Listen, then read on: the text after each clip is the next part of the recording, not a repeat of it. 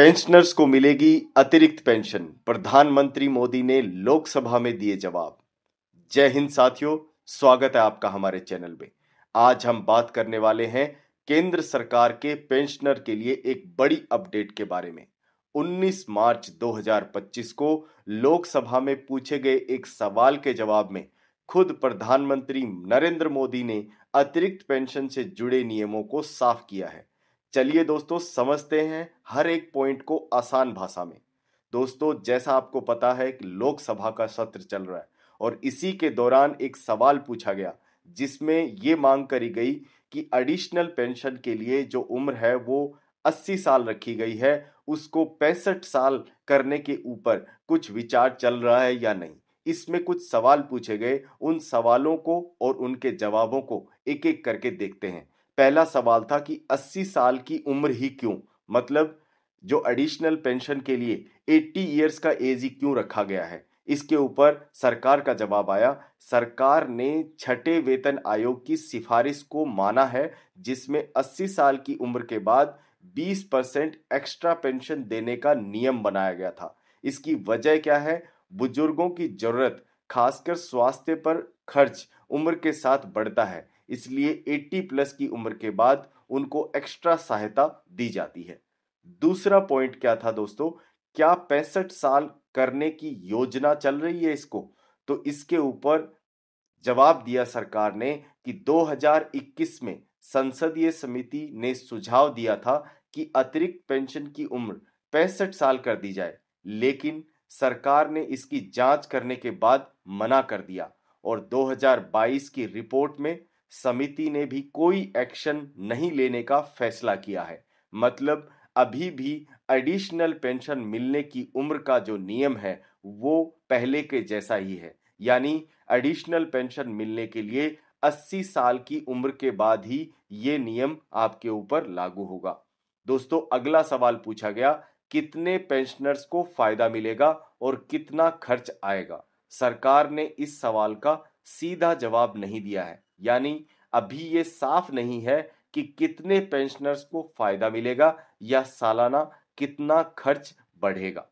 दोस्तों, अगला सवाल था, पेंशन भुगतान में पारदर्शिता कैसे है, इसको सरकार कैसे सुनिश्चित कर रही है। इसके जवाब में आया कि एडिशनल पेंशन ऑटोमेटिक मिलती है, अपने आप मिलती है। पेंशनर को अलग से इसके लिए आवेदन करने की जरूरत नहीं है।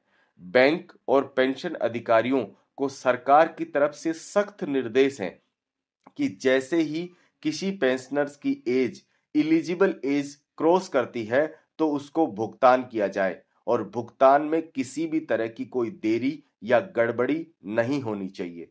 दोस्तों, अगला पॉइंट था, क्या सरकार के ने राज्य के पेंशनर्स को भी फायदा देने का विचार बनाया है। दोस्तों, इसके ऊपर जवाब आया, अभी ये स्कीम सिर्फ केंद्र सरकार के पेंशनर्स के लिए है। राज्य सरकार के पेंशन या प्राइवेट सेक्टर रिटायर्ड कर्मचारियों को इसमें शामिल करने की कोई योजना नहीं है। दोस्तों, अगला सवाल था, महंगाई से कैसे निपटेगी एडिशनल पेंशन।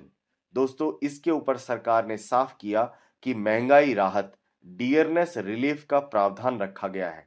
यह पेंशन की तरह ही समय समय बढ़ता रहता है।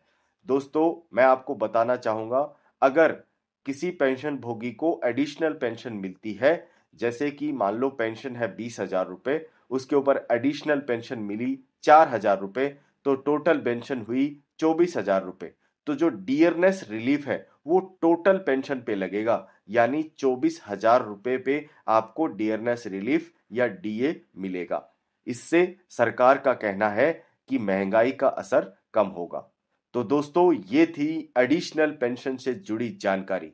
सरकार के पास जो सवाल रखे गए कि 65 साल इसकी एज करने के ऊपर सरकार क्या विचार कर रही है, तो इसके ऊपर ये जवाब आया कि इसके ऊपर किसी तरह का कोई विचार नहीं चल रहा। अभी भी एज जैसे पहले नियम था 80 इयर्स के बाद ही आपको एडिशनल पेंशन मिलेगी, यानी 80 प्लस के बाद में 20%, 85 के बाद में 30%, 90 के बाद में 40%, 95 के बाद में 50% और 100 ईयर्स एज होने पे 100% एक्स्ट्रा पेंशन देने का प्रावधान है छठे वेतन आयोग के अनुसार। तो दोस्तों, ये थी एडिशनल पेंशन से जुड़ी हर जानकारी। अगर आपको ये वीडियो पसंद आया और आपके परिवार में अगर कोई सेवानिवृत्त व्यक्ति हैं जो पेंशन ले रहे हैं, तो आप जरूर ये वीडियो उनके साथ शेयर करें ताकि उनको इसका फायदा मिल सके। दोस्तों, चैनल को सब्सक्राइब जरूर करें और किसी भी तरह का कोई सवाल है तो आप कमेंट सेक्शन में जरूर पूछिए। मिलते हैं एक ऐसे ही अपडेटेड वीडियो में। तब तक के लिए जय हिंद, जय भारत, वंदे मातरम।